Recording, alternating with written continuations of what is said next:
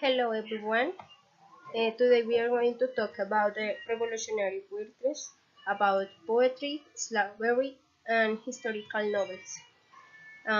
This presentation is done by Monica Noso, Lady Enciso, and Karen Castro. William Bradford was born in 1519 and he died in 1657. He was elected governor by Plymouth in Massachusetts by colony shortly after the separatist landed. He was a deeply pious, self-educated man who had learned several languages, including Hebrew, in order to see with his own eyes the ancient oracle of God in their native beauty. He participated in the migration to Holland and the Mayflower voyage to Plymouth, and his duty as governor made his daily searchings to be the first historian of the colony.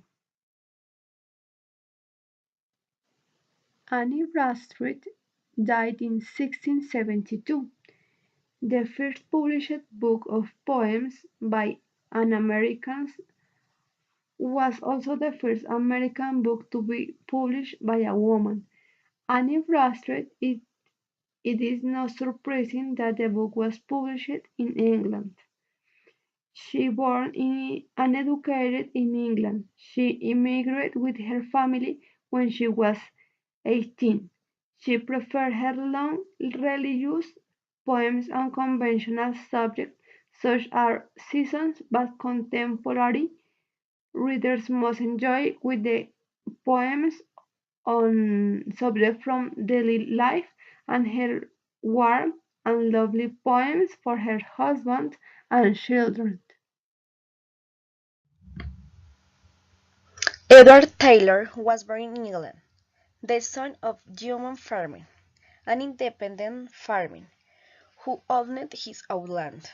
Taylor was a teacher who sailed to New England in 1668. Taylor acted as missionary to the settlers when accepted his lifelong job as a minister in the frontier town of Westfield. Taylor was the best educated man in the area, and he put his knowledge to use, working as town minister, doctor, and civic leader. Taylor never published his poetry, which was discovered only in the 1930s.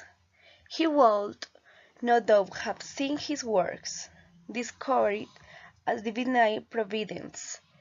Today's readers should be grateful to have his poems.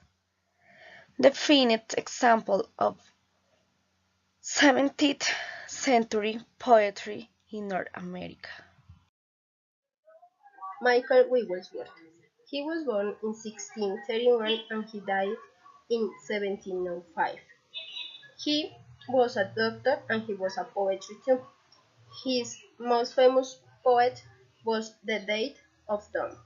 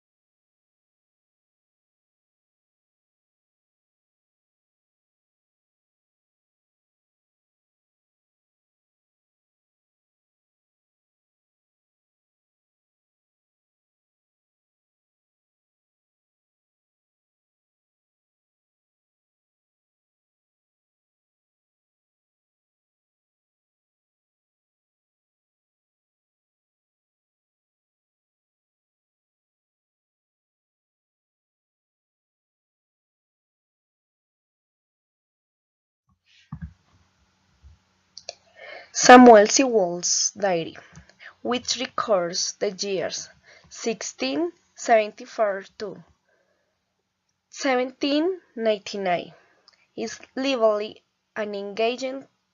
Samuel fits the patterns of early New England writers we have seen in Bradford and Taylor, born in England. Samuel was born late enough to see the change from the early, strict religious life of the Puritans to later, more wonderful Yankee period of mercantile wealth in the New England colonies. His diary, which is often compared to Samuel Pepys' England diary of the same period, inadvertently records the transition.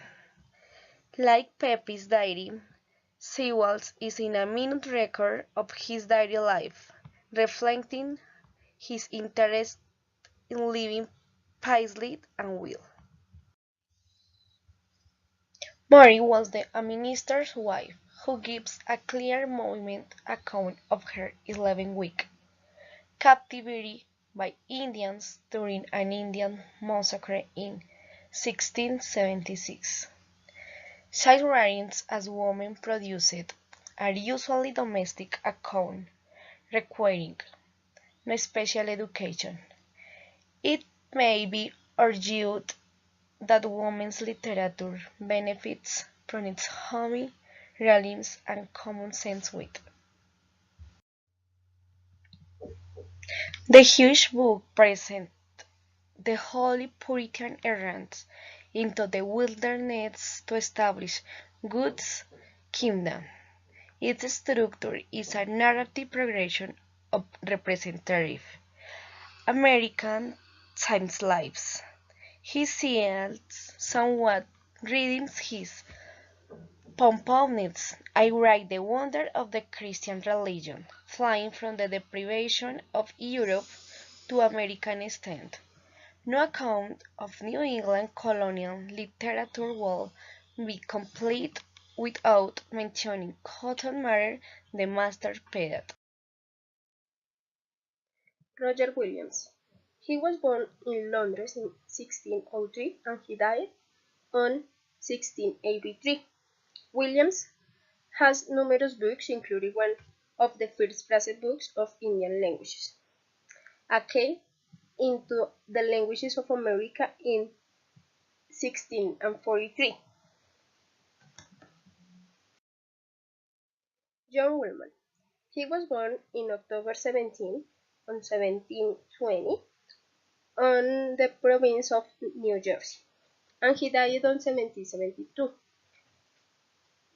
His the best known Quaker work is the Long Journal in 1774 of John Woolman.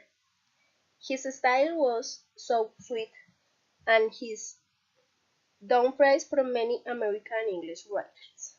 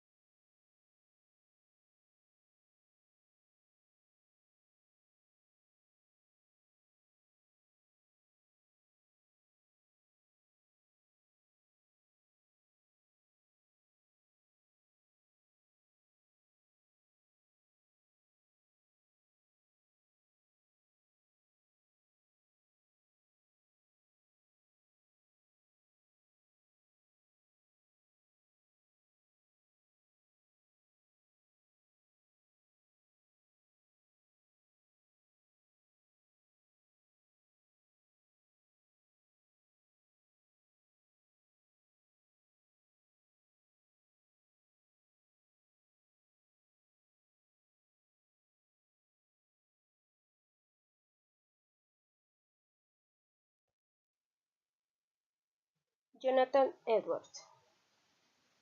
He was born in 1703 and he died on 1758. He is best known for his frightening, powerful sermon, Sinners in the Hands of an Angry God. in 1741. He was a theologist. William Byrd. He was born in 1675 and he died in 1744. He was Thomas Byrd's son and he was a composer of English. He was the most famous English composer.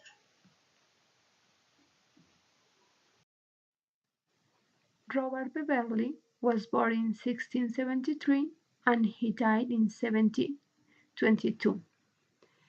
He admired the Indians and remarked on the strange European superstitions about Virginia.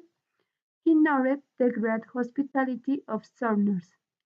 Humor, satire, a literary world in which human vice or fault is attracted through irony, derision, or wit, appears frequently in colonial South.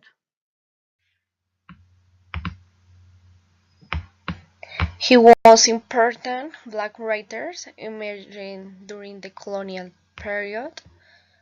He is an example of the slave narrative genre. Equiano gives an account of his native land and the horrors and cruelties of his captivity and enslavement in the West Indies. Equiano, who converted to Christianity, movingly laments his cruel treatment by Christians, a sentiment many African Americans will voice in centuries to come. The Black American poet Jupiter Ammon, a slave on Long Island, New York, is remembered for his religious poems as well as for an address to the Negroes of the state of New York. His poem, "An Evening Thought", was the first poem published by a black male in America.